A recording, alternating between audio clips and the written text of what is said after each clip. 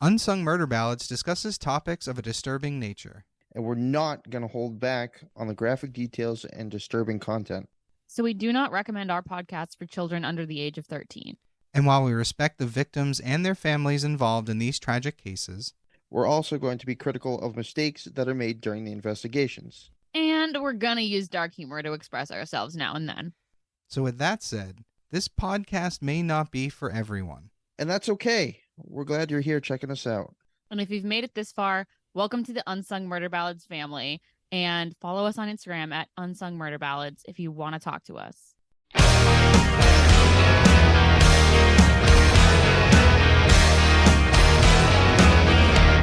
Hey everybody, welcome back to Unsung Murder Ballads. This is episode 119. I am Janus Dead. I'm Jameson Dead. And I'm Joyous Dead. So this week we're doing a part one of a two-part Murder Ballad Roulette episode. Today we'll be doing 3 episodes, and then next week we'll do the second 3. You get to have the treat of us 2 whole weeks of us pronouncing everything badly. That's the theme. Yes. Oh yeah, it's going to be fun. Yeah, that's definitely going to be a theme. Right. Oh, we got some good ones. You're going to love it. Yes. Basically, we're going to put a lot more pins on this map of ours. So, and the link is that we're going to be really bad at pronouncing everything, actually. We need new pins in different places here. So we do. We don't. we want to fill the map with pins. And Joyous is 100% right. We are probably going to say some names and cities very badly. So bear with us. Yeah. So at the end of the episode, please give us a review. Tell us who was the best at it and who was the worst. And if the answer is not me being the best, then it's wrong. Good to know. Good to know. If there are any relatives or anybody that knows anybody involved in these cases and we butcher the names, we apologize profusely. Profusely, yeah. I definitely say if we have a listener who's related to any of the victims in these cases, definitely reach out to us. But considering there's only one in the U.S., I'm going to say we're probably not going to have any relatives. Hey, I mean, we have a decent reach for listeners. We do, and it grows. But at the same time, I know some of the countries that we're going to be doing, and I seriously doubt we have listeners in some of those countries. But here we go. True. All right, Joyous, you're going to start us off, so take it away. All right, so our first case today is the case of Gergen Margarian, and this case takes place in mostly Hungary. Okay. So we find ourselves in Eastern Europe. So Gergen was born on the 26th of September, 1978 in Yerevan, which is the capital of Armenia. He was educated there, and he subsequently graduated from the State Engineering University of Armenia with a bachelor's degree in engineering.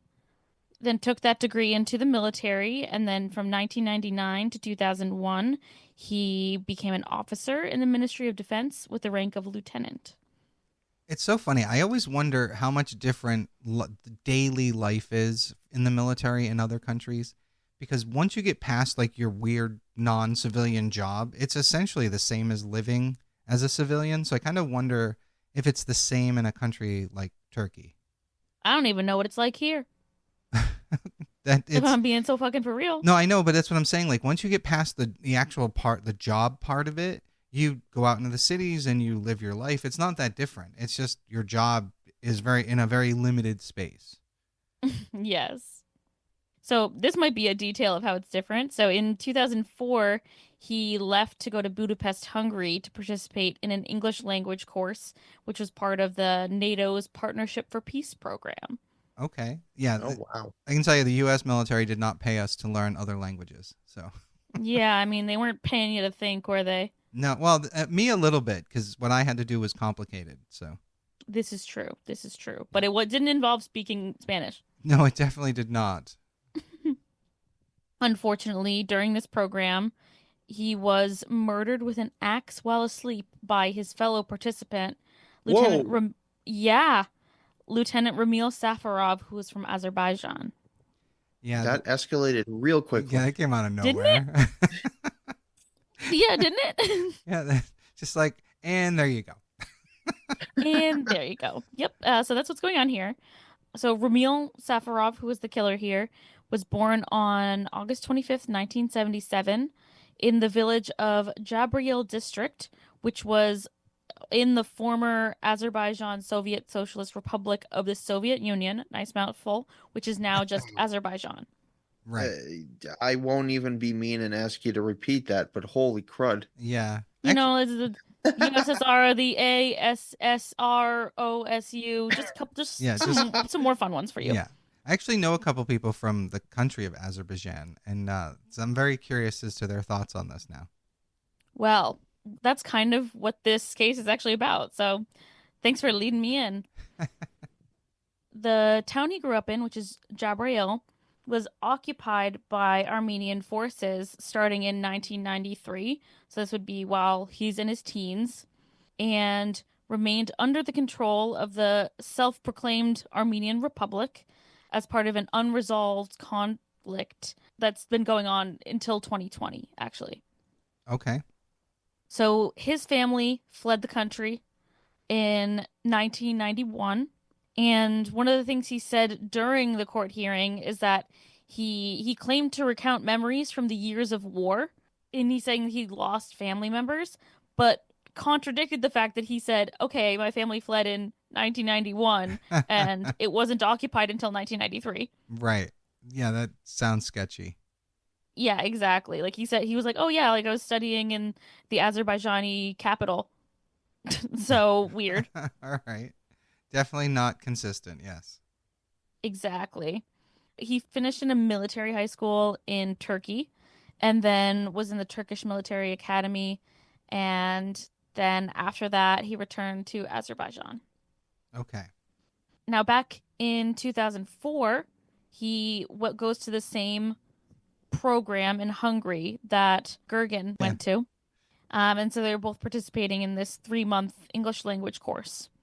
On the evening of February 18th, he brought an axe and a honing stone into the living facility where they're all living. Nothing suspicious about that at all. Nothing suspicious, but, no one's checking bags. Explain honing stone. It's a sharp. It's like a sharpening you sharpen stone. An axe with. Yeah, like a knife sharpener stone thing. Okay.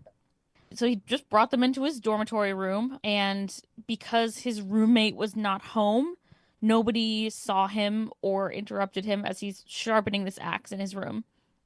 Talk about perfect timing. Him. I was gonna say that's like serendipitous in a way. Yes, well, his roommate was like away. Oh, okay. So it wasn't just like out having coffee. He's like not there. No. Okay. The bloodshed probably would have been that much more because I'm sure he would have had to kill whoever walked in on him or confronted him or anything like that. Well, unless he thought that they were his friend. Yeah, I guess it depends on what his motive is. Well, we're about to see. So Margarian, Gergen's Hungarian roommate, remembers that on the evening of February 18th, he had tea and went to bed as he had a fever while Gergen was still studying. And around 9:30 p.m., Gergen went to visit another program participant from Armenia, a friend of his who was staying in another room. And so that's all we know about his evening. At around 5 a.m. on February 19th, Safarov took the axe and went into Gergen's room, which was shared with his roommate.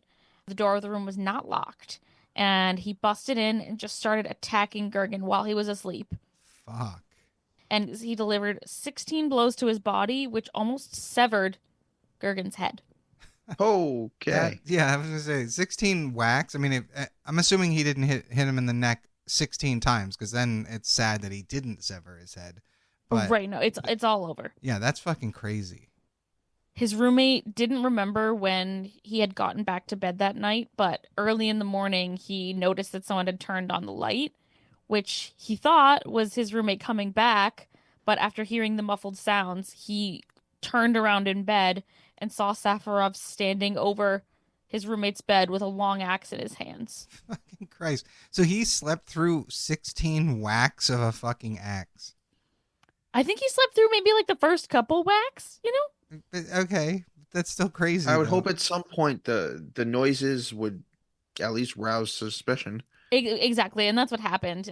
Later he stated, by that time I understood that something horrible had happened, for there was blood all around. Yeah, okay. Oh, really? You think? Wow. It's not funny, but it is. Yeah, it's kind of horrific. And so he shouts at him, begging him to stop. And he says, "Oh, like I have no problem with you. I'm not going to touch you." Stabbed the guy a couple more times and then left. So he leaves the roommate unharmed as he stabs his victim more times and then leaves the room. Yes. Awesome. What the fuck? Yup. Yup. Is this one of those go tell everybody what you saw kind of moments? I don't think so. So right after this happens, he leaves the room with intention to go attack another Armenian student. Oh, man. Oh, so it's a And race thing. oh yeah, so like yeah, I mean at the end of the day this case is really about Armenian occupation of Azerbaijan and that this like trauma that he endured at the hands of the Armenian government Wow. That he supposedly endured. that he supposedly endured. Right. Okay. Exactly. So after that, so he runs off to find the room of the other friend that he was going to murder, but discovered that the door was locked. And in the Lucky for meantime, that guy. the roommate had run out and actually like got the police who arrived on scene and arrested him. Good. I'm glad he wasn't so terrified that he just sat there in bed. No, and it's like these people all have military training, so I would hope That's that true. they are at least a little bit adequately That's true. That kind of able to left deal my with that. mind. Yeah, they're not new recruits. Yeah, that's true. No. They're like up there. In the initial interrogation, he confessed to killing him. Yeah, from what you've said, the way he talked to that one guy, I would have assumed that that would be the case. So that's good. Yeah, exactly. So during the trial, later on, his lawyers attempted to convince the judge that he had an unstable mind and claimed that he suffered from post-traumatic stress disorder. Okay. Is he gonna claim it? Is he gonna do our favorite defense of all time? What do you think? Yes. Oh, you're Yes. so smart. Yep, that's what happens. Yay! Yes, so he's saying that he went through psychological trauma during this war that he wasn't actually in the country for while it was happening, which I guess you could make an argument that like that's still where he grew up and it's his home and it's traumatic to watch your home be destroyed I even suppose. secondhand. Yeah, and if you grew up in an environment where everybody talks negatively about a particular group of people, then that may carry on to you. So I can sort of see it. Exactly. And there were two different health examinations that were done. One doctor who was Azerbaijani determined that he was not entirely sane, but a different examination from a different doctor found that he was of stable mind at the time of the murder, and that is the account that the judge believed and went forward with. Right. I mean, no offense, but if there's a history of, Armenian and Azerbaijani conflict and distrust, then I wouldn't take that doctor's word for it either. Exactly. The Azerbaijani doctor also said, based on his like personal conversations with him, that the motives were stemmed from his belief that Gurgen had insulted, and some accounts say that he urinated on the Azerbaijani flag in front of other participants in the seminar. I have a hard time believing Why? that, but at the same time, it could be true for all we know. It could be true. We really don't know. Yeah. So, in both the interrogation and the trial, he said that he murdered Gurgen just because he was Armenian. Oh, well, all right. At least he's Pretty not. open and shut. Yeah, he's not fighting it. His Yeah. case, they never called any witnesses from the defense during the case, so they weren't really working that hard. I mean, they knew that they couldn't do much when the defendant has already admitted that Yeah. they did this as basically a hate crime. And you have an eyewitness with him of him holding the axe. I'm assuming covered in blood. So, Yeah. Yeah. In 2006, the court sentenced him to life imprisonment without the possibility of appeal until 2036. Which, Okay. like, is that really life imprisonment? I don't know about that. Well, But we've talked about this before. I was gonna say every country defines how many years a life is, so it's confusing. Right. And the judge cited that because the brutality and premeditation of the crime and the lack of remorse, that's why they gave him the life sentence. Yeah, he deserves death, in my opinion. You just killed another country's military service member. That's crazy. Yeah, it's not okay. Yes, exactly. There was an appeal filed, and a Hungarian court in 2007 upheld the ruling, saying that no, this is, we agree with this. You can't fight this. This was the correct sentence. Which is good. And the only thing we know that resulted of this is a few years later, unfortunately, as a result of this murder, Gergen's father in 2013 was hospitalized for a suicide attempt. He actually tried to stab himself like what happened to his son. Wow. That's fucked up. Very, very fucked up. Are you ready for the worst part? Hit us with it. All right, so in August of 2012, the Hungarian authorities, so he was imprisoned in Hungary, but the Hungarian authorities agreed to release and extradite Safarov back to Azerbaijan, so his home country, to serve the remainder of his sentence. Okay. Sketchy. Extremely. So the Hungarian government says that they received assurances from the Azerbaijani government that the sentence would be enforced. Obviously, as soon as he gets back into the country, the president pardoned him immediately and Yeah. ordered What? that he be freed from the term of his punishment. I'm not surprised. Oh my God. Yeah, he was put back into the military, promoted to the rank of major, and provided with accommodations by the government. Wow. That would be like, and here's the sad part is, because now that I'm thinking this through in my head, I can see it happening today. That would be like if an American went down to, I don't know, Mexico and started shooting Mexican criminals, got arrested, and then Trump got him expedited to the U.S., like returned. That's what he would do. He would celebrate him as a hero.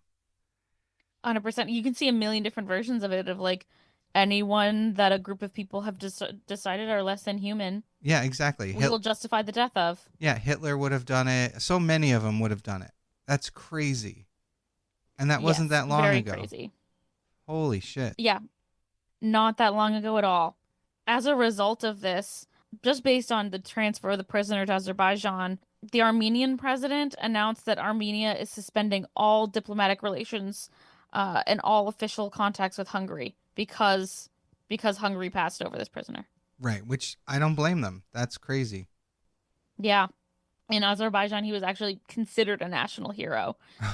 Jesus. Wow. Wow. And that's not universally believed. There's a lot of people in Azerbaijan who are like, no, this was really fucked up. This is not a hero. Like, this isn't the solution of anything.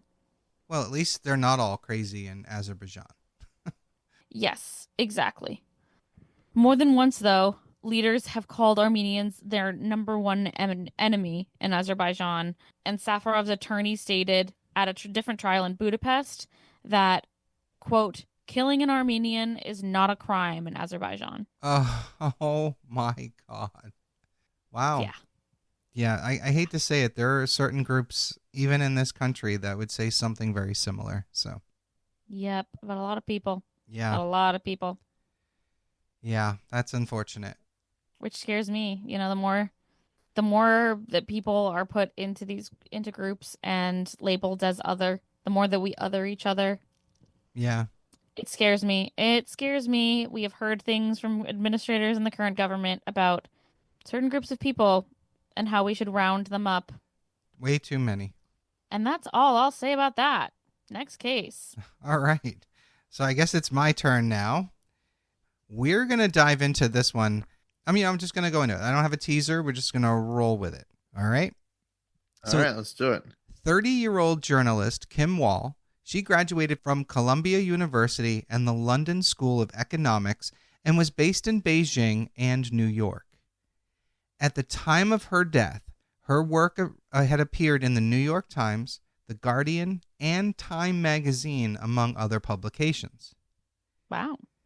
On Thursday, August 10th, 2017, Kim and her partner, Ole Stobbe, were preparing to host a farewell party in the city of Refshalevsk, Denmark, prior to their planned move to Beijing on the 16th of August, so 6 days later.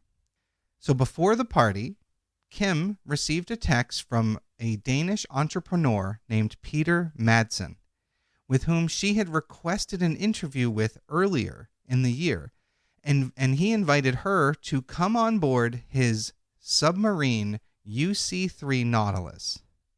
I'm not going on anybody's fucking submarine. That scares me. Well, here's why. She wanted to interview him because this guy built 3 submarines on his own. On his own? On his own. What? He's not part of the military. crap. He built. All right, I lied. I thought he was flirting. This is cool. No, he built his own submarines. Now, the Nautilus, again, privately built. It's called a midget submarine. I'm not a big fan of the term, but that's what they officially called it. But he had launched it on May 3rd, 2008 out of Copenhagen. So Oh, nice. it took him 3 years to build this thing. And amazingly, and this sounds really low to me, it cost roughly $200,000 to build. That's it? That does seem really low. Doesn't That is it? very I don't low. really trust this submarine. It costs that much Right. to build. Right. Well, not only that, but like the U.S. military spends so much on like a single submarine. And granted, I know it's not a midget submarine and whatever. It's probably built to withstand the depths that it's meant to. But $200,000 doesn't sound like a lot to me. If you're paying for a house and you're getting a submarine, that just seems cheap to me. That's all. Yeah, a house where? Like, that's not even enough for a house. You know what? Well, You're, up here. I was going to say, yeah, you live in Boston. We live in Massachusetts, but there are parts of the country where you can buy houses for less than $100,000. But yes, you're right. That's a cheap house in If you Massachusetts. say so. No, believe it or not. And side note. No, I know. I'm being silly. Okay. I'm being silly. Okay. You just caught me off guard. Okay. So Kim agreed to join him on the submarine for a 2-hour interview. And she boarded the Nautilus at 7 p.m. local time that day. Now, the submarine never returned to the harbor, and her partner, Stobie, called the police at 1:43 a.m. that night to report Kim missing. The Nautilus was sighted again in Koo Bay, which is southeast from Amager, by Drogden Lighthouse at 10:30 the next morning. Now, when I say Koo Bay, it's actually spelled Koge, but they pronounce it as Koo, which is... Oh, look who looked up the You pronunciation. have to with these other countries. Are you kidding me? It's true. So on August 21st, a cyclist found Kim's torso washed up on a Oh. beach. Yeah, in the southwest part of the city of Amager. Ooh. Yeah. A post-mortem examination found that there were 15 stab wounds, mostly to her groin. Oh. Yeah. Wait, so they found the rest of her body? No, this is just to the torso, like the, you know what I mean? Like the central Oh, part. yep. I'm picturing it now. Yep. Okay. So metal had been affixed to her torso in an attempt to ensure that it didn't float and had been weighed down. Now, Ooh. on October 6th, assisted by cadaver dogs provided by the Swedish police divers found 2 plastic bags in Koo Bay containing Kim's head, her legs, her clothing, and a knife. God. So still no arms. 6 days later, they found a saw also in the water. On November 21st and 29th, respectively, police divers did finally find her arms in the bay. Now, police... Oh, at least they found him. Yes, yeah, thankfully. Now, police probed possible links to other murder cases in Scandinavia involving an unsolved death of a 22-year-old woman, Kazuko Toyonaga, in 1986 in Copenhagen, but they didn't find any connections to that. Now, Peter Madsen, was arrested upon being rescued from Koo Bay after his submarine foundered on August 11th, and he was charged with negligent manslaughter. So basically, he fucked up his own submarine and scuttled it. Yeah. Wait, so is he fine, though? He is fine and has been arrested. For negligent manslaughter? Correct. That's what the charge they arrested him on. I guess you have to do something provable for arrest, whatever. I'm not Well- going to get mad about it now. Well, Madsen initially stated that he dropped Kim off on land, but then it later admitted to dumping her body at sea after she died in what he claimed was an accident aboard the submarine. Uh-huh. He Sure. testified that she had been struck on the head by the submarine's hatch cover. Yes, What? and That's what he said. Somehow she gets hit on the head, she dies, so let's cut her body up. And Don't you hate it when you get hit in the head and then your arms fall off? Isn't Right? that so weird? and then somehow that hatch stabs you 15 times, mostly in the groin. Yeah. Yeah, it's like crazy. He Yeah. ran into my knife 10 times. I love that one. Oh, that's good.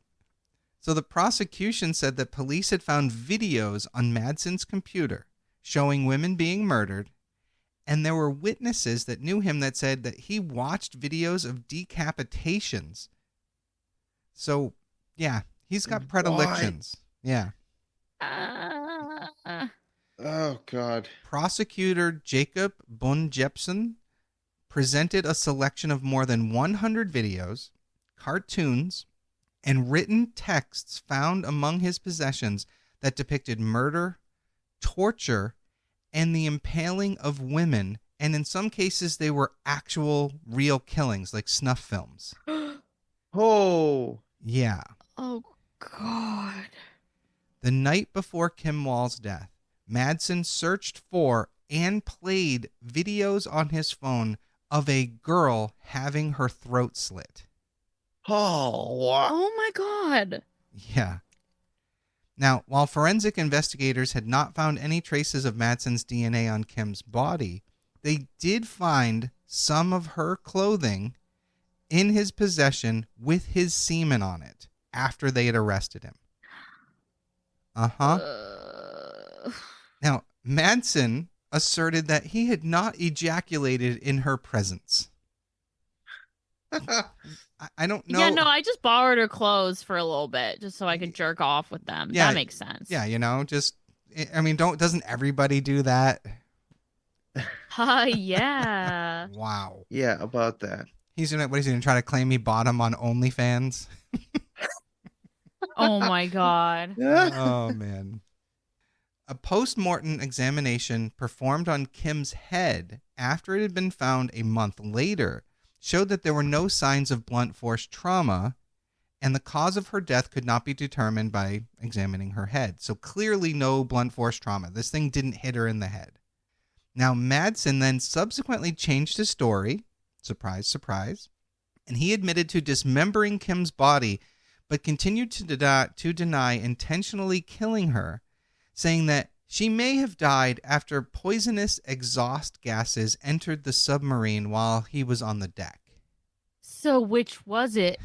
Did she get bumped in the head or is she poisoned? Yeah, anytime a killer changes his story, you should take note.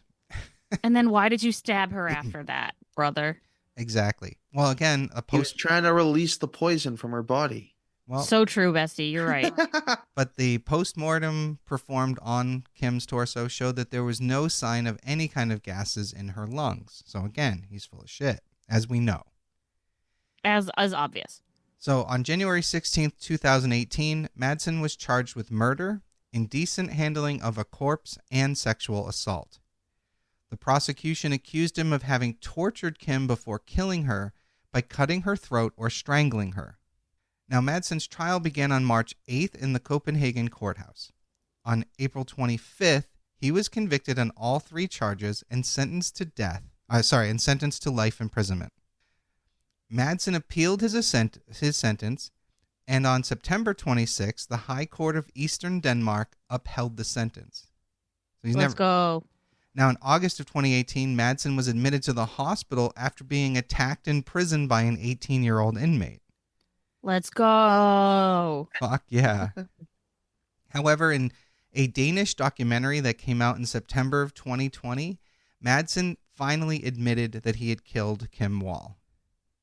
Wow. On October 20th of 2020, Madsen briefly escaped from prison by threatening a prison employee using a pistol-like object before he fled, equipped with that object, and something that he claimed was a bomb belt, like a suicide bomber kind of thing. So the bomb squad was deployed, but Madsen was surrounded and apprehended only 500 meters from the prison. Wow, that's pretty slay. He didn't get very far. Yeah. He didn't even make it 5 football fields? What a loser. Idiot. So Kim's family and friends founded the Kim Wall Memorial Fund, which is a fund for female reporters to cover stories of cultural value. And a memorial run took place in her honor on the first anniversary of her murder, in which people from all around the world came and they walked or ran a distance in her memory. And in October 2017, Kim was posthumously nominated for the Prix Europa's Outstanding Achievement Award of Journalist of the Year. And That's the awesome. Wow, that's impressive. yeah, and that is the case of Kim Wall. Very short one there. Yeah, that's It's so sad to think, like, because this guy is kind of like the Elon Musk of Denmark before Elon went crazy in recent times, right? And so no, I would say like current crazy Elon sounds like a better. Oh, you know what? You're right. Yeah. So he's basically the Elon Musk of Denmark, because he was an entrepreneur. He was trying to do all this great stuff. He built his own goddamn submarine. So instead of trying to go to space, he's trying to go into the depths of the ocean. So I understand why she but wanted this also interview. to murder women. Yeah, that's what I mean. I understand why she wanted the interview, and it sucked that she got caught up in that. It's terrible. Mhm. It's scary, the dangers of journalism. It really It's a very is. dangerous pursuit. Exactly. All right, so Jameson, your case, what you got for us? All right. Well, we got a little bit of a teaser here, so we'll get into it. All right. Firefighters responded to the call of a fire, and when they went inside, they found a body lying on the floor in the bedroom. However, the person did not die from the fire or smoke inhalation. He was shot in the head. Oh, that always A shot- happens in a fire. Yeah, why not? Just random shotgun, being fired and kill you in a fire. Why not? What a shitty way. You obviously, whoever did this set the house on fire to hide evidence, and it doesn't even work. Right. It's giving Looney Tunes. So a shotgun was found nearby, and the fire appeared to be caused by an unattended propane heater. Okay. Mhm. This appeared to be a suicide that led to a fire, on the surface at least. Okay. Obviously not if you said at least. This is the case of Chad Ensel, his wife Nikki, and her lover Earl. Oh, gotta Oh. love it. Yep. Chad Ensel was born on March 31st, 1977. In 2020, he was a 42-year-old Little League coach from Halliday, North Dakota. Chad was remembered by his loved ones as a guiding light for many of the youth he worked with. It just sucks that he's a little league guy and someone fucking kills him. That sucks. Yeah, I mean, it just, why you gotta take out the nice guy? It's always the nice guys. It's always the nice people. His passion was not sitting in class, but working outside and being around people. He shined when coaching the Little League. It was like his thing. He loved working with the youth and made a big impact, and it was his passion. He was a wonderful son, brother, uncle, friend, and husband. On May 21st, 2016, Chad tied the knot with Nikki Hines Ensel and became a stepfather to 2 kids from one of her previous relationships. So this sucks because she's killing this guy. She has kids, and I'm assuming it's her, and now she's gonna leave her kids orphans because of this. Oh, I'm assuming it's the lover. Oh, I think I'm going with okay, her good or the two theories. of them together. That's where I'm going. All right, well, place your bets. On January 2nd, 2020, firefighters responded to a frantic call of a house fire outside of the Berkshires in North Dakota. Nikki Ensel had arrived home to find her house filled with smoke. On the call, she tells dispatchers she feared that her husband was trapped inside after he had failed to show up to work for a couple days. Now, right there, that just seemed suspicious to me. Yeah, a couple days. You're right. Yeah. Also, like, Where hey, was why she? didn't you... Yeah. What? Firefighters discovered Chad's body in a bedroom, but investigators soon learned he had died from the shotgun wounds. So, once again, confirming that what they had originally thought, and that the fire had nothing to do with it, and they were just trying to cover stuff up. Wait. I thought he had been missing from work for a few days, Yeah, and then this fire happens. Yeah, yeah, I don't understand how anybody didn't say anything or didn't report anything like that. Just That huge Well, doesn't red make flag in my mind. sense. and that's what I'm so saying. That's weird. why I think it's her, because if his work calls her, she can be like, oh, yeah, I don't know, I haven't seen him, blah blah blah, or oh, he's sick or whatever. You know what I mean? Like she can cover for that until it takes her 2 days to decide to set the place on fire. Like to me, it's weird. I still think she's responsible. No, it is weird. Investigators initially believed Chad had died by suicide, and the house fires were a mere accident caused by the propane heater. Everyone that knew Chad, no one thought that he would kill himself. He was too nice of a guy, had too much to live for, was happy, didn't have any really major problems. So, and nobody believed that. But it's also true that people who don't show outward signs of depression kill themselves. So with that in This is mind, Yes, this true. is So true, it's unfortunately. yeah. Sometimes I guess it's plausible yeah. here. As investigators dug through the ash and the soot, things quickly seemed like they weren't adding up. Chad had been shot twice, and they believed that either shot could have been the fatal shot. Wow. Yeah, I feel So, like that's not normally how it works. yeah, no kidding. Normally it's one is the wound and one is the fatal. With a suicide, it wouldn't go that way. That's what I was thinking. Yeah. The gun itself was found on the bed and not on the floor near Chad. Once again, just common sense stuff, at least in my Are we doing opinion. murder fumbles or murder roulette right now? Right? Well, no, murder fumbles fail at killing the person. So Right. You're right. Yeah. This is just dumbass city, I guess. The house fire Nikki had called 911 for was actually two different fires, one in the bedroom where Chad was, and one in the basement. Okay. Stupid bitch. Julie Lawyer, Burleigh County State's attorney, worked on the Ensel case as part of the investigation. She's an attorney She with the said- last name of Lawyer. I know, I laughed so That hard. when rocks. Yeah. I guess. All right. Sure. She said, quote, typically when you have an accidental fire, you don't have two accidental fires starting in two different locations within the house that aren't connected. Yeah. I'd say. Yeah. Yeah, which makes perfect sense. After an arson dog was called into the scene and detected an accelerant, investigators shifted their focus to a homicide investigation. 4 days before the murder, prosecutors noted that Nikki took out a renter's insurance policy worth $26,000. People are so Huh. stupid. On top of that, she was the sole beneficiary to Chad's $600,000 life insurance policy, which she inquired about days after her husband's murder. Girl. Because Yeah. why not? Well, where's my money? Come on, he's dead. Like, I need it now. Which is precisely why it takes so long. As it should, yeah. With the help of security footage, investigators began piecing together the last details of Chad's final days. Nikki was having an affair with a Canadian man named Earl Howard. I don't know. I feel like that's a very Canadian name. Sure. Okay. Earl. See, as soon as you said Earl earlier, I thought of that Dixie Chicks song. Goodbye, Earl. Me Yeah. too. Yeah. Earl's got to die. Earl Yeah. had to die. Na, na, na, na. According to police, cameras captured the pair all over Bismarck.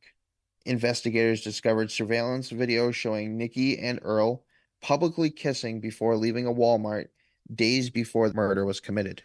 Fucking idiots. Yeah, no kidding. Well, it just gets even more convoluted from here. Don't you worry. When ABC News asked about the romantic engagement or involvement between Nikki and Earl, she claimed that Earl was quote unquote not her type. Okay. Wow, really convincing in a court of law. Yeah. It reminds me of someone else recently. Anyway. Mm-hmm. Mm-hmm. I didn't see no kissing at all, she initially told ABC News, which she later conceded to, saying that there was and that it could have happened. So Girl.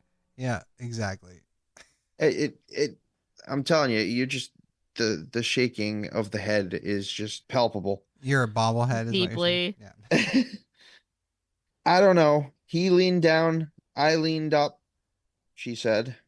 Girl. Why even defend that? Like, just be like, okay, whatever. Like, Quote, have I kissed my friends on the cheek? Have I kissed my kids on the cheek? Have I kissed my exes on the cheek? Yes, I have. yeah. Digging herself a deeper and deeper hole, in my opinion. Yeah, just hand her another shovel. She's in there. Yeah.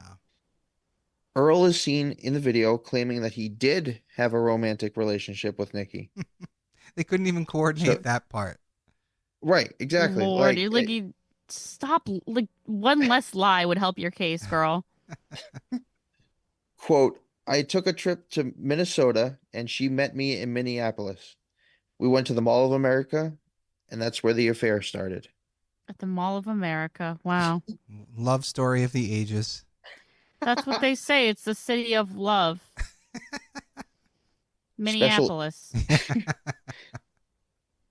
Special Agent Mike Meeks, who worked the case, said home security captured Nikki and Earl making frequent trips to the Ansel house while Chad was out bowling. And that was the night that Chad died. So they're having fun or getting stuff out of there or God setting only up the knows. fire, and yeah, Yeah. they clearly hung everything on the idea that the fire was going to destroy all the evidence. That's what Which, happened. like, you better get good at making fires then, girl. Yeah, yeah, that was awful. Around the time of Chad's death, someone using Nikki's login details turned off the home security camera. Yeah, oh yeah. Yep, I agree. No, but again, they thought it was going to be destroyed by the fire. At this point, I see it's so clear. Less than a week after calling 911, Nikki was taken into the sheriff's department for questioning. After a 6-hour-long interview, Nikki claimed that Earl shot Chad after a struggle over the gun, while Nikki waited outside in the car. The classic, they both reached for the gun defense. But what makes me laugh is she's sitting out in the car? Like, what? Yeah, he's trying to take the fall for her, I guess. Well, what if he did it? I don't know. I mean, it's possible. That could be true, too. Yeah, you're right. Yeah, she put him up to it. A real Gypsy Rose situation. Yeah, exactly. Investigators obviously weren't convinced. Nikki also claimed that she had gone out for a walk when the trigger was pulled in the middle of the night at a hotel across town in freezing Yes, temperatures. I went out for a walk in my car.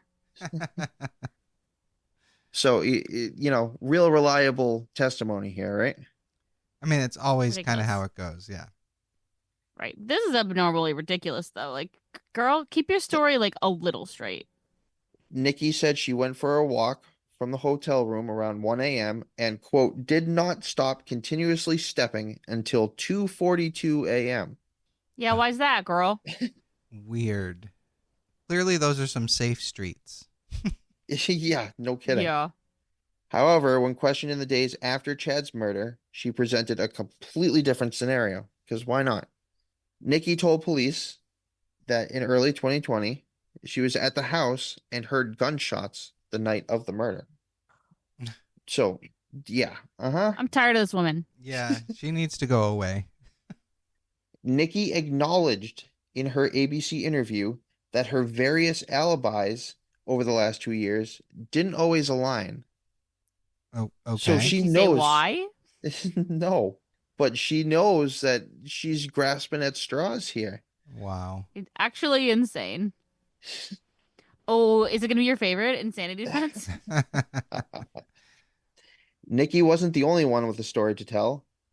Earl, in a never-before-seen interview with police, described his version of events.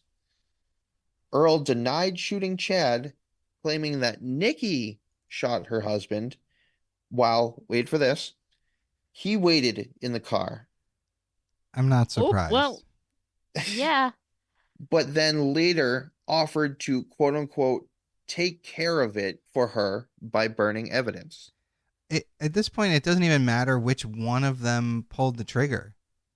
Right. It really doesn't. With two suspects telling two conflicting stories, investigators could not tell who actually pulled the trigger. They had positioned a propane-fueled space heater near Chad's bed in hopes that it would catch fire and destroy the physical evidence left behind. Obviously. There you go. Also, just like lazy. Yeah, right. Like, this'll Not even trying to happen. like get rid of a body. Like, You weird. you had the wherewithal to pull the trigger. You don't have the wherewithal to light a fucking match. Literally. When the house failed to catch fire, one or both suspects returned days later to start a second fire atop the basement's furnace. Yeah, okay, this is making sense now. Idiots. Both Earl and Nikki were charged with conspiracy to commit murder and conspiracy to commit arson. Conspiracy Prosecutors- to commit arson. Sorry. Yeah, It's such a right, minor but wouldn't it charge, just but be arson at that point? No, 'cause they the didn't burn- conspiracy. no, they didn't burn Yeah. it down. The house. Right, but it still caught fire. Yeah, I don't know. It's weird. It's That's only still arson if you arson, do isn't a it? good job. Right. Attempted arson. Attempted arson is hilarious. Prosecutors couldn't pursue murder charges because ballistic experts couldn't conclusively determine who pulled the trigger. Earl pleaded Yeah. guilty and was sentenced to 25 years in February 2022, which I think is a really, really light sentence. Yeah, I guess it's tough when like they can't Yeah. actually put the smoking gun in someone's hands, so to Yeah. say, like they can't really say which one of them murdered him. I agree. 25 years for like not being able to prove it sounds about right. Or sounds like the Nick- best we could get. Yeah, You know? exactly. Yeah, it's better than having him go free. Nikki went to trial and was found guilty in October 2022. On February 17th, over 3 years after Chad's death, Nikki was sentenced to life with the possibility of parole, and it only took jurors 2 hours to find her guilty. Interesting. I wonder if her sentence was worse because it was like they could identify more motive. Yeah, probably. Yeah, she seemed to be like the ringleader. To this day, she still maintains her innocence. Of course she does. And that is the case of Chad Ensel. Alrighty. Dang. I love a case of some idiots. Yeah. It's one of my favorite things. Yeah. I'm telling you, the amount of times I shook my head and laughed out loud reading some of that insanity. Yeah, this woman's a nutcase. Yeah, I'm glad she's in prison. That's where she needs to be. For real. So that ends part 1 of our 2-part Murder Ballad Roulette episode. Join us again next week while we do the other 3. I know this is more like a bite-sized murder, but we're still considering it a roulette. So yeah, join us next week. Once again, I am Janus Dead. I'm Jameson Dead. And I'm Joyous Dead. And we'll see you next week. Bye.